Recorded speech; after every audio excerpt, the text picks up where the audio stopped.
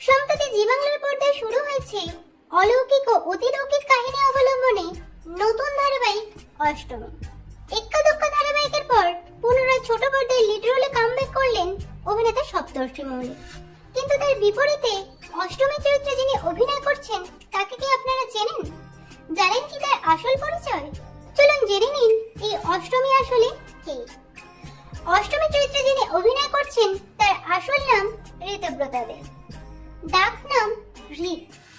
ঋতব্রতার জন্ম তারিখ জানা যায়নি, তবে আনুমানিকভাবে ধরা যায় অভিনেত্রীর বর্তমান বয়স 20 বছর।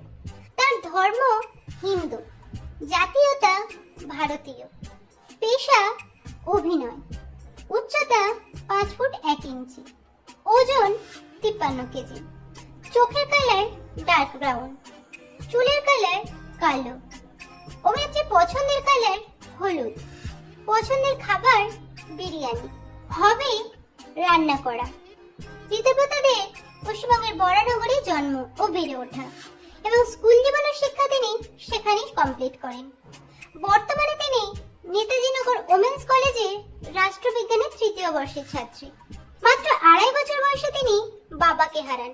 খুব ছোটবেলা থেকেই তার মা একা হাতে তাকে বড় করে তোলেন।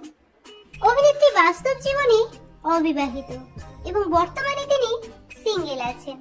এবার আসি অভিনেত্রীর কেরিয়ার সম্পর্কে। ঋতব্রতার ছোটবেলা থেকেই অভিনেত্রী হবার কোনো স্বপ্ন ছিল না। তিনি ভেবেছিলেন পড়াশোনা শেষ করে একটা চাকরি করবেন, কিন্তু তার মায়ের স্বপ্ন পূরণের উদ্দেশ্যে তিনি প্রথম অডিশন দেন এবং অভিনয় জগতে আসেন।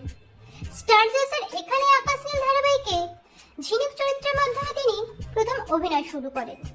এরপর শান বাংলার কন্যাদান ও কালার্স বাংলার নায়িকা নাম্বার 1 ধারাবাহিকে তিনি লিড রোলে অভিনয় করেন এবং বিপুল জনপ্রিয়তা পান। জি বাংলার পর্দায় প্রথম অষ্টমী ধারাবাহিকে তাকে অভিনয় করতে দেখা যাচ্ছে।